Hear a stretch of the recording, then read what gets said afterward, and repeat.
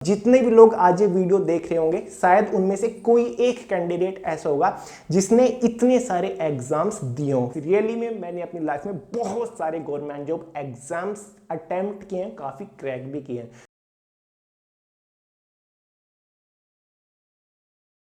नमस्कार दोस्तों, जय हिंद। स्वागत है आपका आपके अपने चैनल वे टू सक्सेस पर। और जैसे कि आप सब लोग शायद जानते होंगे कि मैं एक स्टेनोग्राफर हूं। और फ्रेंड्स, मैंने अब तक बहुत सारे गवर्नमेंट जॉब एग्जाम्स दिए हैं और बहुत सारे एग्जाम्स मैंने क्रैक भी किए हैं। तो फ्रेंड्स, काफी दिन से मुझे बहुत सारे लोग बार बार कमेंट करके एक ही चीज बोलते रहते हैं कि इसके ऊपर एक प्रॉपर डिटेल वीडियो बनाइए कि मैंने अब तक अपनी लाइफ में कितने गवर्नमेंट जॉब्स एग्जाम क्रैक किए हैं और RBI assistant, SBI clerk, SSC, CPO जैसे एग्जाम क्रैक करने के बाद भी मैं स्टेनोग्राफर क्यों हूं, मैं फाइनली स्टेनोग्राफी के ऊपर आके क्यों रुका। तो फ्रेंड्स, आज इस वीडियो में आपको प्रॉपर डिटेल से बताने वाला हूं कि अब तक मैंने कौन कौन से एग्जाम्स यहां पर क्रैक किए हैं। इतने सारे एग्जाम्स को क्रैक करने के बाद मैंने उनमें सिलेक्शन क्यों नहीं लिया, फाइनली मैं स्टेनोग्राफी के ऊपर ही आके क्यों रुका। और फ्रेंड्स, मैं आपको बता दूं, जितने भी लोग आज ये वीडियो देख रहे होंगे शायद उनमें से कोई एक कैंडिडेट ऐसा होगा जिसने इतने सारे एग्जाम्स दिए हों। फ्रेंड्स, रियली में मैंने अपनी लाइफ में बहुत सारे गवर्नमेंट जॉब एग्जाम्स अटेम्प्ट किए हैं, काफी क्रैक भी किए हैं। तो फ्रेंड्स, आज इस वीडियो में आपके साथ पूरी डिटेल से डिस्कस करने वाला हूं, शुरू से लेकर आखिर तक। आपके लिए ये जानना काफी ज्यादा इंटरेस्टिंग रहने वाला है। और फ्रेंड्स, गारंटी लेता हूं आपको काफी सारा कुछ सीखने को भी मिलेगा और जो मैंने गलती की थी उनसे भी आपको काफी सारी चीजें सीखने को मिलेगी। फ्रेंड्स, एक चीज और बता दूं, अगर आप चैनल के ऊपर नए हैं या फिर आपने अभी तक चैनल सब्सक्राइब नहीं किया है तो फटाफट चैनल को सब्सक्राइब कर लीजिए, क्योंकि अगर आप भी एक गवर्नमेंट जॉब एस्पिरेंट है, आप भी एक अच्छी गवर्नमेंट जॉब लेना चाहते हैं, तो समझ लीजिए वो दिन दूर नहीं कि जब आपके पास एक अच्छी गवर्नमेंट जॉब होगी। उसके लिए जरूरी है कि आप चैनल के ऊपर हमेशा बने रहिए। तो चलिए फटाफट वीडियो को शुरू करते हैं। फ्रेंड्स, मैं आपको बता दूं, जब मैं एग्जाम्स के लिए प्रिपरेशन करता था तो एक टाइम ऐसा भी था जब मैंने लगभग 13 से 14 exam back to back crack किए थे। और इनके अलावा कुछ एग्जाम्स ऐसे भी थे जिनके लिए मैंने जी जान लगाकर मेहनत की थी, मेरा टारगेट थे, लेकिन किसी वजह से, किसी कारण की वजह से एग्जाम नहीं दे पाया था। और कुछ ऐसे थे जिनके एग्जाम में क्रैक कर चुका था लेकिन उनका टाइपिंग टेस्ट या फिर इंटरव्यू मुझसे मिस हो गया था मेरी किसी गलती की वजह से। इस वीडियो में आपको केवल उन्हीं एग्जाम्स के बारे में बताऊंगा जो कि मैंने क्रैक किए थे, साथ ही जो उनकी स्टेज होती है वो भी मैंने अटेम्प्ट की थी।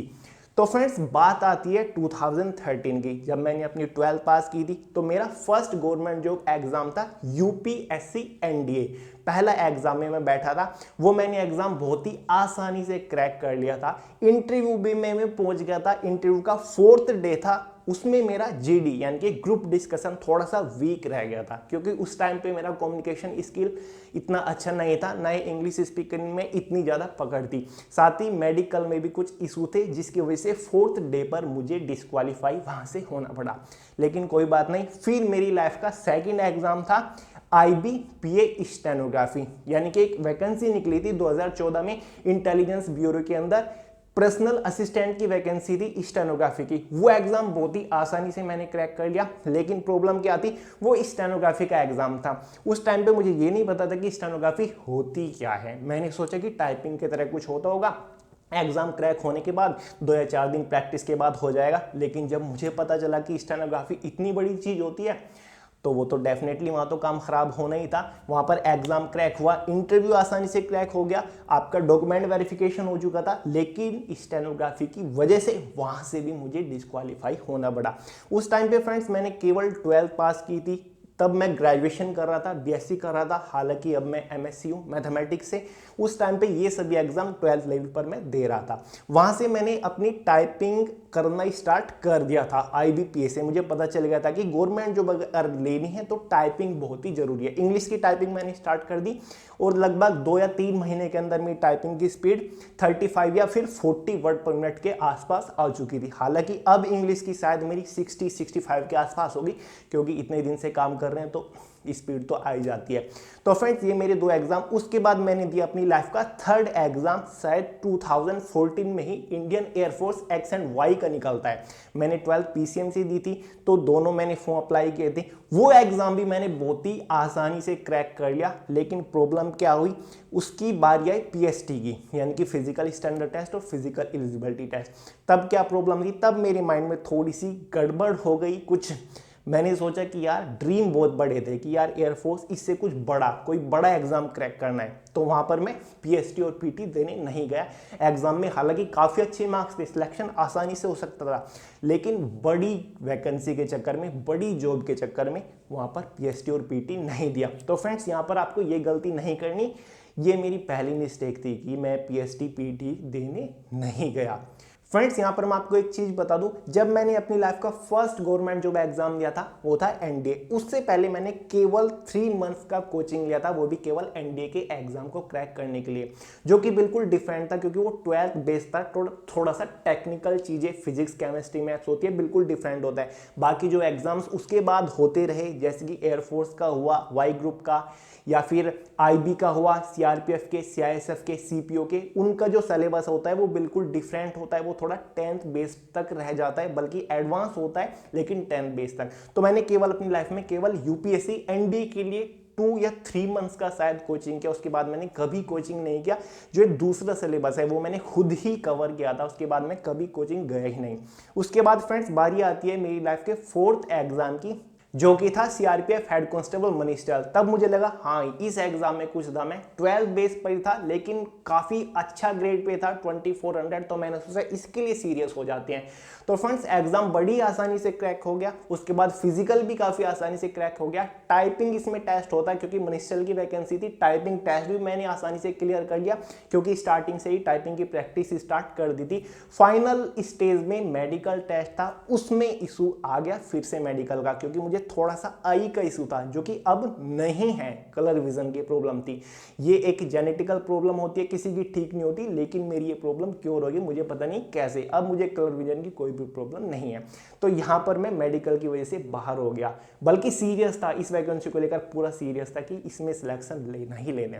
तो चलिए कोई बात नहीं। फिर आता है एग्जाम नंबर 5 का, जो कि फिर से आई वैकेंसी IBPA स्टेनो की। मैंने आपको बताया दूसरा एग्जाम था, लेकिन ये वैकेंसी फिर से घूम के आती है शायद 2015 के लास्ट में या 2016 की स्टार्टिंग में। इस बार मैंने पूरे फूक फूक के कदम रखे, क्योंकि इसमें स्टेनोग्राफी थी। फॉर्म अप्लाई करने के साथ साथ मैंने स्टेनोग्राफी भी ज्वाइन कर लिया, इंस्टीट्यूट ज्वाइन कर लिया, कि इस बार तो स्टेनोग्राफी निकालनी है। क्योंकि फ्रेंड्स IB में पर्सनल असिस्टेंट बहुत ही बड़ी पोस्ट होती है, तो रियली में मैं सीरियस था। लेकिन प्रॉब्लम कहां पे आती है, जैसे ही मैंने फॉर्म अप्लाई किया, फॉर्म अप्लाई करने के लिए केवल 10 दिन दिए गए थे। फॉर्म अप्लाई होने के बाद 10 दिन बाद इसका एग्जाम हो गया, और उसके 10 दिन बाद ही इसका स्किल टेस्ट यानी कि स्टेनोग्राफी के लिए एडमिट कार्ड भी आ चुका था। और जबकि मेरी प्रैक्टिस केवल 20 या 25 दिन की हो पाई थी स्टेनोग्राफी की, मैं हिंदी की लर्निंग कर रहा था इंस्टीट्यूट के ऊपर, तो मैं चला गया स्टेनोग्राफी देने। बहुत ही बेकार स्कोर रहा स्टेनोग्राफी में, क्योंकि 20 या 25 दिन में कोई क्या कर लेगा। बेसिक था, मैं एकदम बिगनर था, मुझे स्टेनोग्राफी के बारे में कुछ नहीं पता था। एग्जाम बहुत ही अच्छे मार्क्स से क्रैक हुआ, लेकिन फिर स्टेनोग्राफी फंस गई और मैं फिर रह गया।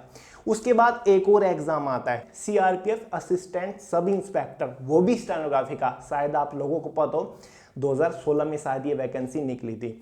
फ्रेंड्स इस बार भी पूरा सीरियस था, क्योंकि प्रैक्टिस मैंने ऑलरेडी स्टार्ट की हुई थी स्टेनोग्राफी की। ये एग्जाम, ये फॉर्म भी IB के साथ ही निकल गया, तो मैंने फॉर्म अप्लाई किया। इसका भी सिलेक्शन प्रोसीजर बहुत ही फास्ट भागा, मुझे पता नहीं। फॉर्म अप्लाई करने के बाद ही एग्जाम हो गया, फिजिकल हो गया, और फटाक से इसका स्टेनोग्राफी टेस्ट भी आ गया। जब लगभग मेरी 1 महीने की यानी कि 30 या फिर 35 दिन की ही प्रैक्टिस हुई थी स्टेनोग्राफी में, फिर मुझे स्टेनोग्राफी जाके देनी पड़ी, और स्कोर फिर से वही बहुत ज़्यादा बेकार स्टेनोग्राफी के अंदर, फिर से वहाँ पर डिस्क्वालीफाई होना पड़ा। हालांकि सभी एग्जाम बहुत ही अच्छे मार्क्स के साथ मेरे क्रैक हो ही जा रहे थे। मैंने कोचिंग भी नहीं किया, आपको पता ही है, खुद ही सेल्फ स्टडी के साथ मैंने सभी एग्जाम को क्रैक किया। लेकिन प्रॉब्लम आ रही थी सीरियसनेस की, कि स्टेनोग्राफी को लेकर मैं सीरियस नहीं था। मैं सोच रहा था कि अगर एग्जाम क्रैक कर लिया तो सब कुछ क्रैक कर लिया। फ्रेंड्स साथ ही साथ मुझे इंग्लिश टाइपिंग तो आती ही थी, लेकिन स्टेनोग्राफी मैं हिंदी में सीख रहा था, क्योंकि हमारी जो सिटी है, टाउन है, वहाँ पर इंग्लिश की स्टेनोग्राफी का कोई इंस्टीट्यूट अवेलेबल नहीं था, इसीलिए मजबूरी में हिंदी की स्टेनोग्राफी मैंने सीखना स्टार्ट की। उसी के साथ हिंदी की टाइपिंग की भी ज़रूरत थी, तभी मैंने हिंदी की टाइपिंग भी स्टार्ट कर दी। लगभग 3 फ़ोन पे मैं हिंदी की टाइपिंग कर सकता हूँ, स्पीड लगभग 40 के आसपास होगी। कुर्ती देव पे भी कर सकता हूँ मैं, मंगल फ़ॉन्ट इंस्क्रिप्ट पे भी कर सकता हूँ, साथ ही मंगल फ़ॉन्ट रेमिंगटन गेल पर भी कर सकता हूँ। तो ये 3 टाइपिंग की स्पीड भी काफ़ी अच्छी हो चुकी थी उस टाइम पे। तो फ्रेंड्स उसके बाद एक और जबरदस्त गवर्नमेंट जो वैकेंसी के लिए फॉर्म आता है वो था एसएससी सीएचएसएल एलडीसी एग्जाम 2016 था शायद। तो फुल डेडिकेशन के साथ मैंने सोचा यार बड़ा अच्छा एग्जाम है, इसके लिए मुझे फॉर्म अप्लाई करना है और इस बार इसमें सिलेक्शन भी लेना है। और यहाँ पर मेरी सबसे बड़ी गलती थी, एसएससी सीएचएसएल का फॉर्म अप्लाई करते ही मैंने स्टेनोग्राफी की प्रैक्टिस फिर से छोड़ दी थी, जो कि एक बहुत ही बड़ी गलती थी। अगर आप भी कुछ टाइपिंग या फिर स्टेनोग्राफी की प्रैक्टिस करते हो तो आपको रेगुलर करना चाहिए, बीच में बिल्कुल नहीं छोड़ना चाहिए जैसे कि मैं करता था। तो बढ़िया अच्छे तरीके से मैंने प्रिपरेशन की, एग्जाम दिया, एग्जाम फटाक से क्लियर हो चुका था, ज़्यादा कोई प्रॉब्लम नहीं आई। इंग्लिश में थोड़ी सी दिक्कत आई, मैंने ज़्यादा इंग्लिश के ऊपर फोकस किया, तो एग्जाम काफ़ी अच्छे मार्क्स के साथ मेरा क्रैक भी हो गया। उसके बाद डिस्क्रिप्टिव हुआ, डिस्क्रिप्टिव ईजी आता है, आपने देखा होगा अगर आपने एसएससी सीएचएसएल का एग्जाम कभी अटेम्प्ट किया है, डिस्क्रिप्टिव पेपर भी काफ़ी अच्छे मार्क्स के साथ वहाँ पर मेरा क्लियर हो गई। बात आती है टाइपिंग टेस्ट की। टाइपिंग तो मेरी काफ़ी अच्छी थी, इंग्लिश की टाइपिंग मैं करता था, हालांकि तब तक तो हिंदी की भी आ चुकी थी 40-45 के आसपास। तो साथ ही एक और वैकेंसी आती है इसी के साथ, जब मैं टाइपिंग की प्रैक्टिस कर रहा था, टाइपिंग टेस्ट मुझे देने जाना था एसएससी सीएचएसएल का, एक और नई वैकेंसी आ जाती है एम्स, दिल्ली एम्स के अंदर स्टेनोग्राफर और एलडीसी की वैकेंसी आ जाती है। तो मेरे दिमाग में क्या आया कि यार एम्स एलडीसी स्टेनो की वैकेंसी आ रही है और मैंने फॉर्म अप्लाई किया है, जिसके लिए मैं तैयारी कर रहा हूँ, जिसका मेरा एग्जाम क्रैक हो चुका है, वो है एसएससी एलडीसी की। तो मैंने सोचा यार दिल्ली में रहना, क्योंकि दिल्ली से ही हूँ, तो मैंने सोचा यार दिल्ली में रहना ज़्यादा बेटर रहेगा, क्योंकि अगर एम्स एलडीसी स्टेनो में किसी में भी सिलेक्शन हो जाते तो हमेशा दिल्ली के अंदर ही रहूँगा, मेरी चॉइस है। तो वहाँ पर मेरी बड़ी बेवकूफ़ी क्या थी कि मैंने एसएससी सीएचएसएल एलडीसी के जो टाइपिंग टेस्ट था वो मैंने छोड़ दिया, उसके लिए मैं गया ही नहीं। मैंने सोचा कि यार एम्स ज़्यादा बेटर है, और उस टाइम पे मेरी बीएससी यानी कि ग्रेजुएशन भी कंप्लीट हो चुकी थी। दिमाग में ये भी था कि यार अब तो मैं ग्रेजुएशन वाले फॉर्म के लिए अप्लाई कर सकता हूँ, एसएससी सीपीओ, एसएससी सीजीएल या फिर बैंकिंग एग्जाम के लिए। तो वो मैंने वहाँ पर टाइपिंग देने नहीं गया और फिर मैंने फॉर्म अप्लाई किया एम्स एलडीसी स्टेनो। बहुत ही फास्ट तरीके से इसका प्रोसीजर चला। एम्स एलडीसी स्टेनोग्राफी दोनों एग्जाम में काफी अच्छे मार्क्स थे, दोनों एग्जाम आसानी से क्रैक हो चुके थे। बारी आती है दोनों ही एग्जाम के स्किल टेस्ट, यानी कि एलडीसी वाले का टाइपिंग टेस्ट होना था, 35 वर्ड मिनट स्पीड मांगी थी, और स्टेनोग्राफी वाले का स्टेनोग्राफी टेस्ट होना था। वहां पर मेरी एक और बड़ी मिस्टेक, तब तक मेरी जो स्टेनोग्राफी की प्रैक्टिस थी वो इतनी अच्छी नहीं थी, मेरी स्पीड लगभग 60 वर्ड पर मिनट के आसपास आ रही थी और मिस्टेक भी मैं काफ़ी ज़्यादा कर रहा था। तो पहले मेरा था एलडीसी का स्किल टेस्ट। तो मैंने क्या सोचा कि यार स्टेनोग्राफी के ऊपर फोकस करते हैं, स्टेनोग्राफी का के ऊपर फोकस करते हैं। स्टेनोग्राफी की सैलरी ज़्यादा थी क्योंकि 2800 के आसपास ग्रेड पे थी। तब फिर मैंने एम्स एलडीसी का टाइपिंग टेस्ट मिस कर दिया कि यार स्टेनोग्राफी का देंगे तो कोई बात नहीं। फिर उसके लगभग 20 दिन बाद स्टेनोग्राफी का स्किल टेस्ट मैंने दिया, प्रैक्टिस बिल्कुल भी अच्छी नहीं थी, वहाँ पर स्टेनोग्राफी में फिर से डिस्क्वालीफाई। हालांकि काफ़ी करीब था, मेरे 35 वर्ड मैंने मिस्टेक कर दिए थे वहाँ पर, जहाँ पर उस टाइम पर 30 वर्ड की छूट थी। अगर मैं 30 वर्ड मिस्टेक करता तो सिलेक्शन हो जाता, लेकिन 35 वर्ड मिस्टेक हो चुकी थी। तो वहाँ पर बड़ी मिस्टेक यार, स्टेनोग्राफी भी गया हाथ से और एम्स एलडीसी भी गया। फिर से कोई वैकेंसी हाथ में नहीं, फिर से किसी भी एग्जाम में सिलेक्शन नहीं था। फ्रेंड्स दिल्ली एम्स के स्टेनोग्राफी में डिस्क्वालीफाई होने के बाद मैंने और भी काफ़ी सारी वैकेंसीज के लिए फॉर्म अप्लाई किए, एग्जाम भी दिए, जैसे कि Uttar Pradesh police sub inspector, Uttar Pradesh police constable, ASRB, LDC या फिर स्टेनोग्राफर। फ्रेंड्स यूपी पुलिस में मैंने एग्जाम क्रैक किया कांस्टेबल सब इंस्पेक्टर का भी, लेकिन फिजिकल में मैं डिस्क्वालीफाई हो गया क्योंकि यहाँ पर मेरे साथ एक प्रॉब्लम है, रनिंग मैं इतना नहीं कर सकता क्योंकि रनिंग की आज तक कभी प्रैक्टिस की ही नहीं, फिजिकल की कभी प्रैक्टिस की नहीं। इसी वजह से मेरे जो पैर है उसमें थोड़ी दर्द होने लगता है, इस वजह से मैं कभी फिजिकल में इतना अच्छा हुई नहीं। तो वहाँ पर इतना फोकस भी नहीं था, एग्जाम क्रैक कर लिया, फिजिकल में गया, वहाँ पर डिस्क्वालीफाई हो गया, ज़्यादा उसके रिग्रेट भी फील नहीं हुआ, फिर मैंने उस पर इतना ध्यान नहीं दिया। फाइनली उसके बाद एक बहुत ही बड़ी वैकेंसी आती है एसएससी सीपीओ रिक्रूटमेंट 2017 के स्टार्टिंग में ये वैकेंसी निकली थी। उस टाइम मैं ग्रेजुएट हो चुका था। मैंने फुल डेडिकेशन के साथ फॉर्म अप्लाई किया और इसकी तैयारी में जी जान से जुट गया। स्टेनोग्राफी की प्रैक्टिस छोड़ी हुई थी, टाइपिंग की मेरी स्पीड अच्छी थी, हिंदी इंग्लिश की तो उसकी कोई प्रॉब्लम नहीं थी। एग्जाम के ऊपर फुल फोकस किया, एग्जाम क्रैक किया, प्री मेन भी क्रैक किया, फिजिकल इतना ही नहीं था वो भी हो गया, लेकिन प्रॉब्लम फिर से मेडिकल टेस्ट में आ गई क्योंकि कलर विजन की वजह से, तो वहां पर डिस्क्वालीफाई होना पड़ा। तो देख सकते हैं कितना स्ट्रगल रहा। एग्जाम फटाफट से क्लियर होते जा रहे थे लेकिन प्रॉब्लम शायद कुछ और ही आ रही थी। उसके बाद एक और वैकेंसी आती है एसएससी स्टेनोग्राफर। तो मैंने सोचा कि यार ये वैकेंसी तो स्पेशल स्टेनोग्राफर के लिए, हालांकि मुझे इसके बारे में पहले ही पता था लेकिन इतना फोकस नहीं किया क्योंकि मुझे पता चल चुका था कि फिजिकल में तो मेरा काम चलने वाला नहीं है और छोटी वैकेंसी मुझे जम नहीं रही थी। तो मैंने सोचा ये वैकेंसी एकदम सुटेबल है। ग्रुप सी और grade C grade D stenographer है, जिसमें ग्रेड डी की 2400 ग्रेड पे है और ग्रेड सी की काफ़ी अच्छी ग्रेड पे है। तो मैंने पूरा डेडिकेशन के साथ सेल्फ स्टडी की, एग्जाम क्रैक किया। मैथमेटिक्स नहीं होता, काफ़ी अच्छे मार्क्स आए। साथ ही इसके स्किल टेस्ट की प्रैक्टिस करनी स्टार्ट कर दी। 4 महीने मुझे लगे स्टेनोग्राफी में, मेरी 80 वर्ड पर मिनट स्पीड आ चुकी थी। आपको पता होगा एसएससी स्टेनोग्राफर का एग्जाम होने के बाद काफ़ी टाइम मिल जाता है स्किल टेस्ट तक, तो मैं अच्छे से प्रैक्टिस करता गया। उसके बीच में और भी फॉर्म आए, काफ़ी बड़े बड़े फॉर्म आए। हालांकि जब तक मेरी पोस्ट ग्रेजुएशन एमएससी हो चुकी थी, एक फॉर्म आया एसबीआई क्लर्क, मैंने एग्जाम क्रैक कर लिया और साथ ही स्टेनोग्राफी की प्रैक्टिस चली हुई थी क्योंकि मेरा अभी तक स्किल टेस्ट नहीं हुआ था। मेंस भी एग्जाम काफ़ी अच्छे से क्रैक हो चुका था। इंटरव्यू में नहीं गया क्योंकि मेरी इंटरव्यू की प्रैक्टिस इतनी नहीं थी, मेरा मेन फोकस स्टेनोग्राफी के ऊपर था क्योंकि मुझे पता था कि केवल स्किल टेस्ट बाकी है, मैं आसानी से क्रैक कर लूँगा, 80 वर्ड पर मिनट स्पीड आ रही है, तो वो मैंने छोड़ दिया क्योंकि फिर भी इंटरव्यू मेरे लिए थोड़ा कॉम्प्लिकेटेड हो सकता है क्योंकि मेरा इतना फोकस नहीं था। साथ ही एसबीआई के साथ साथ आरबीआई क्लर्क की भी वैकेंसी आती है 2017 में, उसका मैंने प्री एग्जाम बड़ी आसानी से क्रैक कर लिया। मेन भी मैं कर सकता था क्योंकि काफ़ी अच्छी प्रिपरेशन थी, मेरा पूरा फोकस स्टडी के ऊपर था, स्टेनोग्राफी के ऊपर था, टाइपिंग वगैरह के ऊपर था। तो मैंने इसका प्री एग्जाम क्रैक कर लिया। लेकिन उसके बाद मेरा स्टेनोग्राफी यानी कि जो एसएससी स्टेनो का था उसकी स्टेनोग्राफी क्लियर हो चुकी थी, तो तब मुझे आरबीआई असिस्टेंट का मेन एग्जाम देने की जरूरत ही नहीं पड़ी। तो फाइनली ये थी कंप्लीट जर्नी कि कैसे मैं फाइनली एसएससी स्टेनोग्राफी के ऊपर आके रुका। उसके बाद भी मैंने 2 एग्जाम और मैंने क्रैक किए, उसका मैं आपको नहीं बता सकता। मैंने आपको एक वीडियो बनाई थी कि प्लीज़ हेल्प मी, कि मैं वहाँ पर जाऊँ या फिर ना जाऊँ, कि काफ़ी अच्छी सैलरी मुझे उसमें मिल रही थी, यानी कि काफ़ी बड़ी वैकेंसी थी एसएससी स्टेनोग्राफर से, जिसके लिए मैंने फॉर्म अप्लाई किया, सिलेक्शन हो चुका था, केवल इंटरव्यू भी हो चुका था, केवल ज्वाइनिंग के लिए मुझे यहाँ से अपने डॉक्यूमेंट वेरीफाई करके भेजने थे। तो वहाँ पर मुझे बहुत दूर जाना पड़ता, जो ये यूट्यूब है ये भी वहाँ पर छूट जाता, तो इस वजह से मैं वहाँ पर नहीं गया। 2 थे सेम डिपार्टमेंट के, 2 एग्ज़ाम मैंने क्रैक किए थे।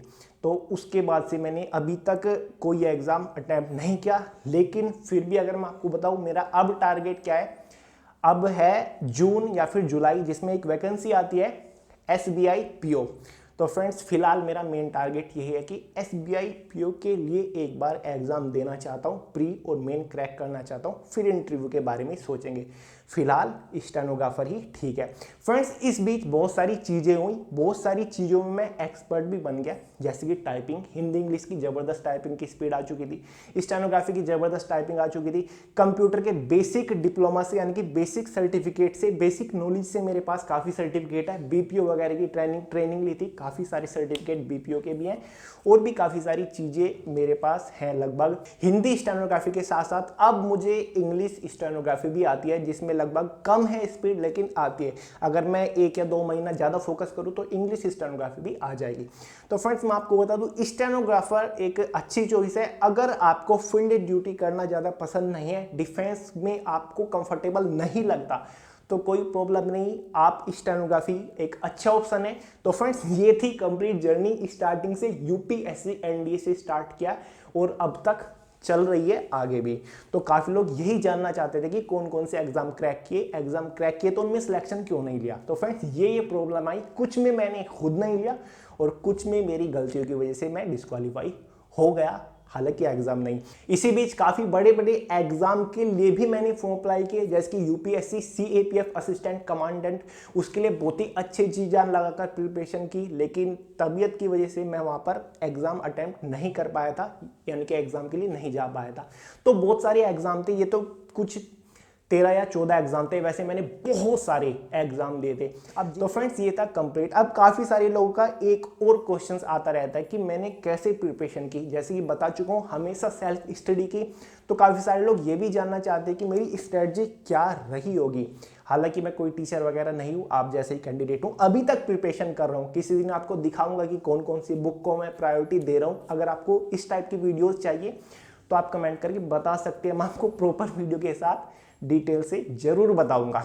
आगे की वीडियो आपके लिए लेकर आऊंगा कि क्या क्या स्ट्रेटजी थी, कैसे मैं पढ़ता था, कैसे सेल्फ स्टडी का था, तो उसका आप वेट करिए। बाकी ये बताइए कि ये वीडियो आपको कैसे लगी, मेरी ये फनी सी जो जर्नी थी ये आपको कैसे लगी एग्जाम्स की, तो जरूर बताना। पसंद आए तो वीडियो को लाइक जरूर कर देना, अपने दोस्तों के साथ ज़्यादा से ज़्यादा शेयर करना। फिर से कहूँगा, अगर चैनल सब्सक्राइब नहीं किया तो फटाफट चैनल को सब्सक्राइब कर लीजिए, क्योंकि अगर आपको गवर्नमेंट जॉब चाहिए तो मैं आपकी थोड़ी बहुत हेल्प कर सकता हूँ। मुझे ऐसा लगता है कि मेरे पास थोड़ा बहुत एक्सपीरियंस हो चुका है।